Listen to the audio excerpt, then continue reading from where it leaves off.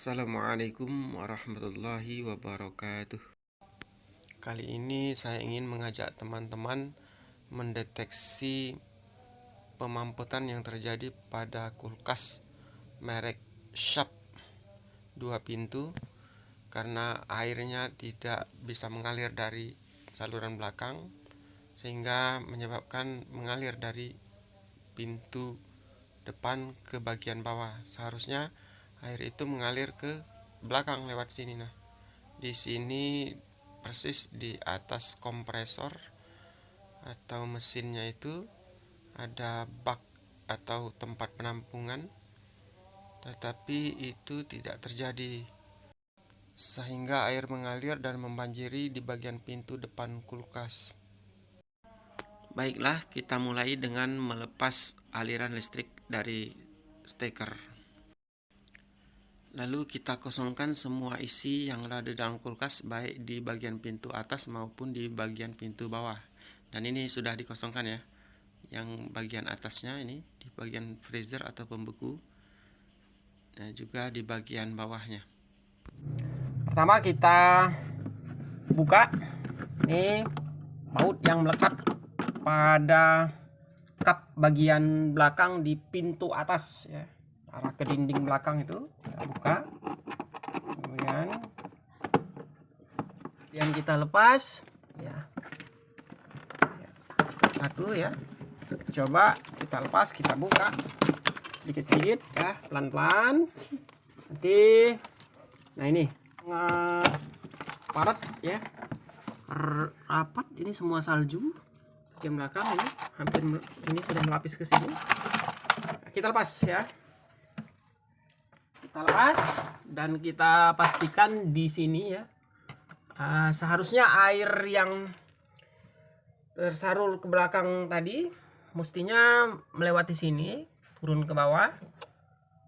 Ada saluran semacam pipa seperti itu turun ke bagian bawah dan langsung masuk ke semacam bak penampungan di bagian bawah itu. Tapi hal itu tidak terjadi. Itu berarti terjadi penyumbatan mulai dari bagian atas ini sampai ke turun ke bawah.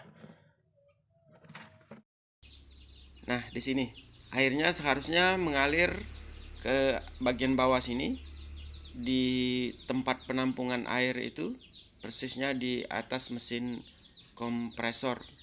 Tapi ini kan karena mampet jadi airnya tidak mengalir di sini, jadi kosong. Tempat penampungan ini tidak ada air sama sekali. Nah teman-teman, baiklah kita mulai langkah yang pertama. Yang pertama kita ambil kabel, ini kabel antena televisi ya, kita masukkan bagian ujungnya itu ke dalam pipa saluran air. Terus kita dorong terus kabel itu naik ke bagian atasnya sedapat mungkin ya, sampai taruhlah mentok kabel itu tidak mampu lagi naik. Nah, dari situlah kita dapat memastikan apakah akan terjadi pemampetan di bagian bawah atau tengah, atau mungkin bisa jadi di pangkal dari bagian atas depan tadi yang banyak mengandung salju yang membeku itu, yang ada airnya tetapi tidak turun tadi. Baiklah teman-teman, nampaknya upaya ini kurang berhasil. Kita pastikan dari arah depan ya, tadi di bagian freezer. Nah, dari sini kita pastikan itu nampak air menggenang, itu dapat kita lihat. Sekarang kita coba lakukan upaya yang kedua dengan cara mencari sumber muara dari keluarnya air yang menggenang itu di bagian atas tempat pembeku tadi.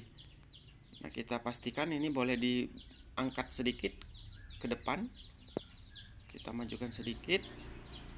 Nah, kita pastikan di mana arah lubang tempat keluarnya air yang menggenang itu. Nah, setelah kita ketahui lubang saluran air itu, kita coba tusuk kembali dengan menggunakan kabel antena tadi. Nah, ini kita coba masukkan dari bagian atasnya, terus sedapat mungkin kita dorong ke bagian bawahnya, terus kita tusuk-tusukkan lagi ya kabel itu, sehingga betul-betul air itu dapat keluar ya, sehingga pemampetannya tidak lagi terjadi. Nah, sekarang terus kita tusuk kabel itu sampai mentok, dan kita pastikan di bagian belakang itu apakah sudah. Nah, ini nampak airnya sudah mengalir, itu artinya pemampetan sudah tidak lagi terjadi, dan alhamdulillah berarti sudah dapat kita pastikan air atau salurannya sudah berfungsi dengan sangat baik sekali. Nah, nampak sekali airnya sudah mengalir dengan baik. Itu artinya sudah lancar ya, tidak lagi terjadi pemampetan. Nah, itu sudah lancar sekali, alhamdulillah. Itu nampak kotorannya ya, itu kotoran atau berupa lumut atau apa itu, yang pasti tidak lagi mampet ya. Nah, itu tuh kotorannya itu bisa kita lihat dan kita saksikan bersama-sama. Nah, sekarang kita pastikan lagi di bagian depan ini airnya sudah tidak lagi menggenang ya. Ini dari sumber tempat keluarnya air di bagian yang banyak salju tadi. Nah, ini sudah kering, tidak lagi airnya menggenang. Oke teman-teman, karena ini sudah dianggap baik, kita rapikan kembali pipa-pipa itu. Nah, kita pastikan rapat. Nah, kita tutup kembali kap yang tadi kita buka tuh. Kita tutup, kita rapikan kembali. Oke, nah ini dirapatkan.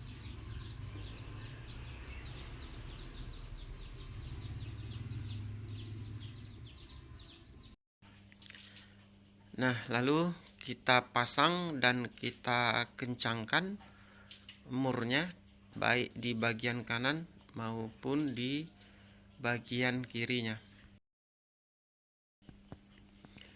Ini sekalian kita bersihkan, kita lap agar lebih rapi, dan sekalian kita pasangkan tempat penampungan airnya di bagian belakang.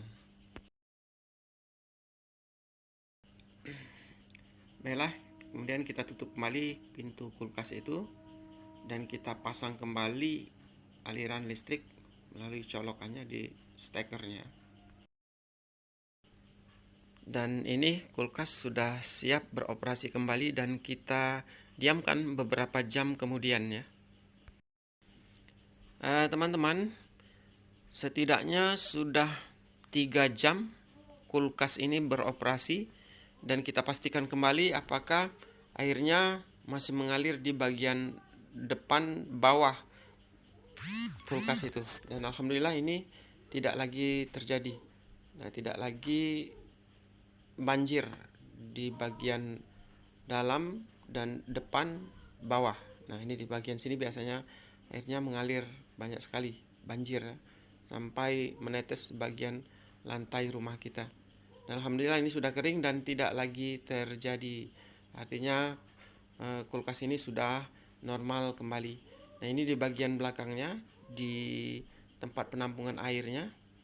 Ini air sudah mulai mengalir ya. Ini ada sedikit basah nih. Nah ya, nah sip.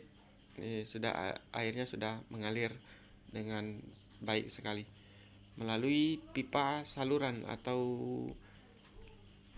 selang di bagian belakangnya.